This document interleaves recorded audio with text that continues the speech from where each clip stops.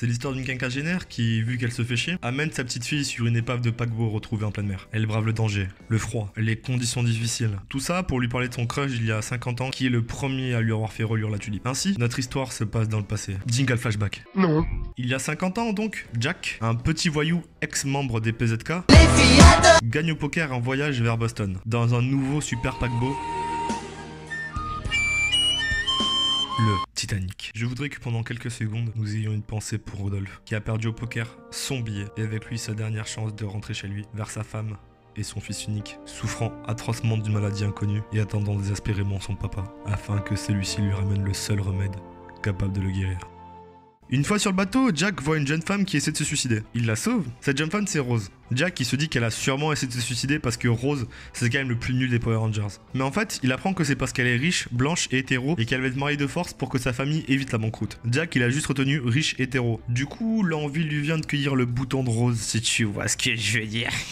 Jack et Rose, tous deux enjoués par cette nouvelle rencontre, se mettent sur la proue du bateau et disent « On est les rois du monde !»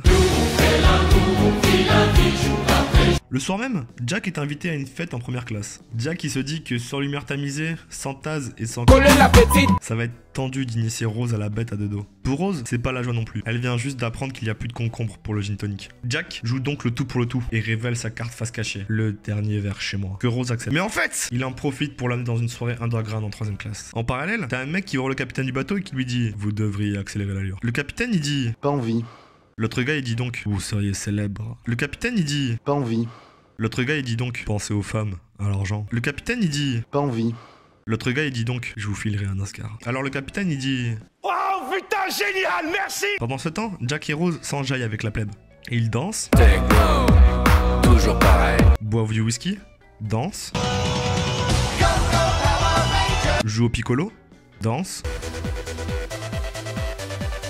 débattent si le Ranger Rose est plus fort que le Force jaune devant, marron derrière. danse.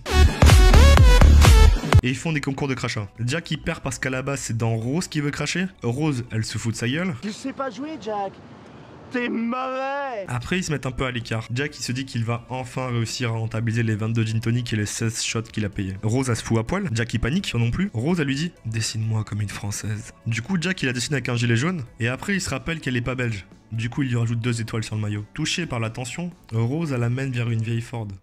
Afin que Jack lui mette les clés dans le contact. Et ainsi, Jack finit enfin par dépuceler Rose, même si la légende dit que c'est le frein à main qui a pété l'hymen. Sinon, il y a l'équipage qui voit l'iceberg au loin. Le capitaine dit « Nous allons faire un naufrage ». L'autre mec il dit « Que quoi ?